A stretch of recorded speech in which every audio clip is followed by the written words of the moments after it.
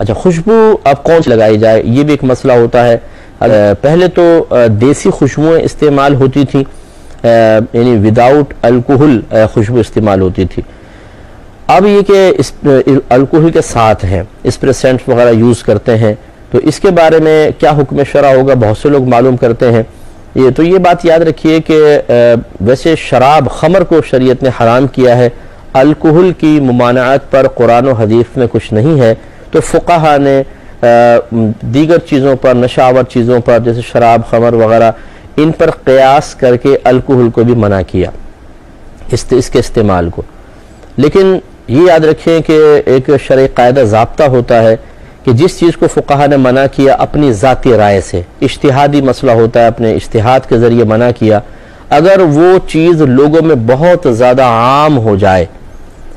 تو پھر وہ یہ سوچتے ہیں کہ ہم اپنی ذاتی رائے سے لاکھوں لوگوں کو گناہگار قرار دیں اور ان کی نمازوں کی بربادی کا سامان کریں۔ یعنی اگر ہم یہ کہیں کہ یہ خوشبو الکوہل والی لگانا یہ ناپاک ہے، تو لازم بات ہے کہ گناہگار ہوگا ناپاک چیز استعمال کرنے سے، اور پھر جب یہ جا کے نماز پڑھے گا تو نماز نہیں ہوگی، کیونکہ ناپاکی کے ساتھ نماز نہیں ہوتی ہے۔ تو پھر فقہا اپنی ذاتی رائے کو واپس لیتے ہیں۔ تو یہاں دونوں طرح کی ذمہ داریاں دیکھیں، پہلے ذمہ داری یہ تھی کہ لوگوں کو آنے والے خطرے سے دور رکھنے کی کوشش کی جائے، تو جہاں پہ قرآن و حدیث کا واضح حکم نہیں ہوتا، فقہا غور و تفکر کر کے اپنی ذمہ داری محسوس کر کے لوگوں کو کہتے ہیں آپ یہ نہ کریں، یہ نہ کریں، تاکہ لوگ اس سے بڑے جرم میں مبتلا نہ ہو جائیں۔ لیکن جب اس کے خلاف چیز معاشرے میں رائج ہو جاتی ہے، اور یہ کوئی پری پلان نہیں ہوتا کہ لوگ کہتے ہیں کہ علماء کو تو مخالفت کرنی ہے، چلو تم بھی کرو، تم بھی کرو، تم بھی کرو، ایسا نہیں ہوتا۔ غیر محسوس طریقے سے فقہا کا قول کسی کے پاس نہیں پہنچ پاتا، یا پہنچا ہے تو وہ توجہ نہیں کر رہا ہے اور اس کے خلاف عمل رائج ہو جاتا ہے، تو پھر فقہا اپنی ذاتی رائے سے لوگوں کو گناہگار قرار دینا، ان کی عبادات کی بربادی کا سامان کرنا یا ان کی عبادات کے نہ ہونے کا حکم دینا پسند نہیں کرتے ہیں، وہ اپنی رائے کو واپس لے لیتے ہیں اور جواز کا حکم دے دیتے ہیں۔ اس کو شرعی اصطلاح میں عموم بلوہ سے تعبیر کرتے ہیں کہ جب کوئی بہت زیادہ عوام میں چیز رائج ہو جاتی ہے، جس کو کہتے ہیں ممنوعہ چیز، اور قرآن و حدیث سے اس کی ممانعت پر کوئی صریح واضح حکم بھی نہیں ہوتا ہے، فقہا نے اپنی ذاتی رائے سے منع کیا ہوتا ہے، تو پھر عموم بلوہ کی بنیاد پر علماء یہ فرماتے ہیں کہ اگر ان لوگوں کو ان چیزوں سے روکیں گے شدید حرج میں مبتلا ہوں گے، بہت زیادہ، کیونکہ عادت چھڑوانے میں شدید حرج ہے، اور پھر یہ بہت زیادہ راسخ ہو چکا ہے، رائج ہو چکا ہے، یہ چھوڑتے بھی اگر ہم لگاتار بھی محنت کرتے رہیں بہت ٹائم لگے گا، تو پھر کیا اس دوران ہم یہ کہیں کہ آپ کے کپڑے ناپاک ہیں اور آپ کی نمازیں نہیں ہو رہی ہیں؟ پھر وہ کپڑے جس پہ یہ الکوہل لگایا اگر اس کو واشنگ مشین میں ڈالیں تو جن میں نہیں ہے کپڑے وہ اس کے ساتھ دھل گئے، وہ سب بھی ناپاکی کا حکم دیں یا نہ دیں؟ تو بڑے پیچیدگیاں ہیں، تو لہٰذا پھر فقہا نے اس رائے کو واپس لے لیا۔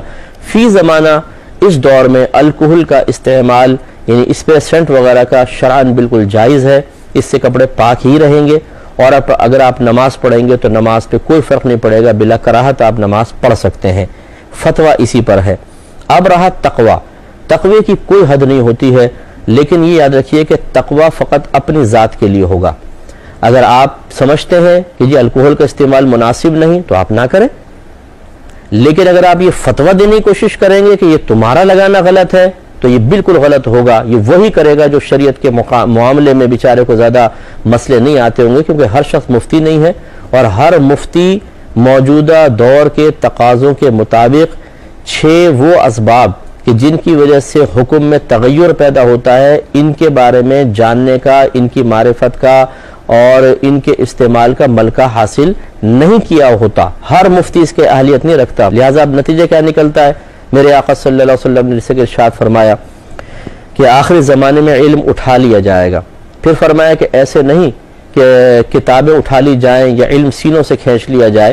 بلکہ علماء جلد فوت ہوں گے اور کوئی ان کی جگہ لینے والا نہ ہوگا، تو لوگ جاہلوں کو اپنا رہنما بنا لیں گے اور ان سے فتویٰ طلب کریں گے، اور وہ جہالت میں ان کو فتویٰ دے کر خود بھی گمراہ ہوں گے اور لوگوں کو بھی گمراہ کریں گے۔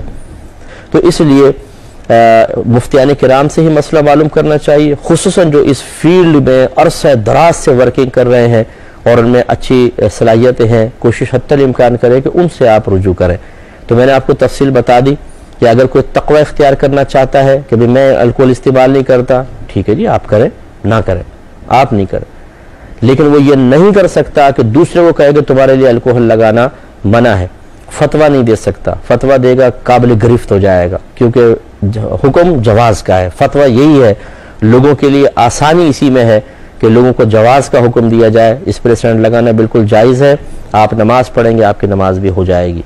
اور اگر کوئی اس پہ گفتگو کرنا چاہتا ہے تو ہم حاضر ہیں، کبھی بھی گفتگو کر لیجئے، بیٹھ کے انشاءاللہ بات کر لیں گے، لیکن بہرحال کوئی اپنی علم جھاڑنا مقصود نہیں ہے،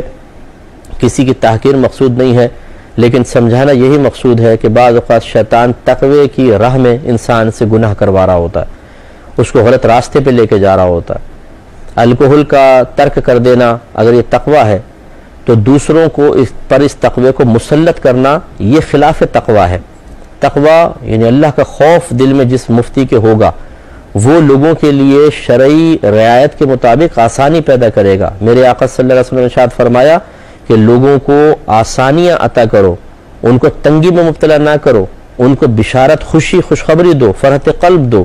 ان کے اندر تنفر پیدا نہ کرو۔ یہ بخاری کی روایتیں گزر چکی ہے، نبی کریم صلی اللہ علیہ وسلم نے اس سے منع فرمایا، تو لہٰذا جہاں پھر فقہا رعایت دیتے ہیں وہاں پر رعایت ہی ہوگی، اور یہ رعایت کوئی خلاف تقوی نہیں ہوتی ہے، یہ مطلوب شرع ہے، عین مطلوب شرع ہے، اس لیے اس کا خیال کرنا چاہیے۔ تو لہٰذا خلاصہ کلام یہ ہوا کہ جو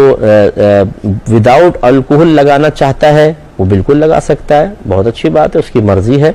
اور الکوہل سے بچنا چاہتا ہے بہت اچھی بات ہے، اپنے لیے ایسا کر سکتا ہے۔ لیکن اگر کوئی الکوہل والی خوشبو لگانا چاہتا ہے یہ وداؤٹ الکوہل، اس کو بالکل اجازت ہے، وہ کر سکتا ہے۔ تو خوشبو بہرحال اچھی طرح لگانی چاہیے، آپ نہائیں دھوئیں، صفائی کریں، مسواک کریں، اگر سرما کاجل ہے تو وہ سرما یوز کر لیں، اور بالوں میں تیل لگائیں، صاف ستھرے کپڑے پہنیں، نئے پہننا کوئی ضروری نہیں لیکن صاف ستھرے کپڑے ہوں، اور خوشبو لگا کر معطر مہکتے ہوئے مسجد کے اندر آئیں۔ بعض لوگ کھانے پینے سگریٹوں پہ پیسہ خرچ کر دیتے ہیں لیکن خوشبو نہیں خریدتے، ان کے پاس خوشبو ہی نہیں ہوتی ہے۔ اب یہ بہرحال میں نہیں بتا سکتا ہوں، یہ پھر کاروباری معاملہ بن جاتا ہے کہ کہاں سے آپ کو خوشبو خریدنی چاہیے، کون سی خوشبو بہت اچھی ہے، لیکن یہ اپنے اطراف میں آپ دیکھ سکتے ہیں، بعض اوقات مسجدوں کے باہر ہی اسٹال لگائے ہوتے ہیں، لوگوں نے اس پہ خوشبو وغیرہ ہوتی ہے، کوئی اچھی سی خوشبو آپ لے لیں، لیکن خوشبو ہی ہو۔ یہ بھی بس ضمن ایک بات عرض کرتا ہوں کہ بہت ہی خوشبو کے معاملے میں بے ذوقی نظر آتی ہے کہ جس کو وہ خوشبو کہہ رہے ہوتے ہیں دوسرے کا دم گھٹ رہا ہوتا ہے، اس سے ایسی لگا لیتے ہیں کہ لوگ ناک بند کر لیں کہ یار یہ کون سی لگا کر آ گیا بھائی خوشبو، یعنی بعضوں کو تو چکر آ جاتے ہیں ایسی خوشبو سونگھ کر۔ اتنی خطرناک بھی نہ لگائیں، پہلے ذرا معلوم کر لیں، لائٹ سی خوشبو ہو، اچھی میٹھی میٹھی ٹھنڈی ٹھنڈی خوشبو ہو کہ جہاں سے آپ گزریں لوگ مہک جائیں اور ان کا دماغ معطر ہو جائیں، اور وہ پوچھیں کہ جی کون سی خوشبو لگائی ہوئی حضرت، ایسی کوئی اچھی سی خوشبو استعمال کرنی چاہیے، نہ یہ کہ اتنی خطرناک خوشبو لگا لیں کہ اس کو سونگھ کر جو سو بھی رہا ہو وہ ایک دم نیند اڑ جائے اس کی، یعنی کہاں سے ایک دم طوفان سا آیا تو پتہ چلا کہ حضرت نے ایک عطر لگایا، تو یہ نہیں ہونا چاہیے۔ تو واقعی خوشبو استعمال کریں، خوشبو کے نام پر بدنما داغ نہ ہو۔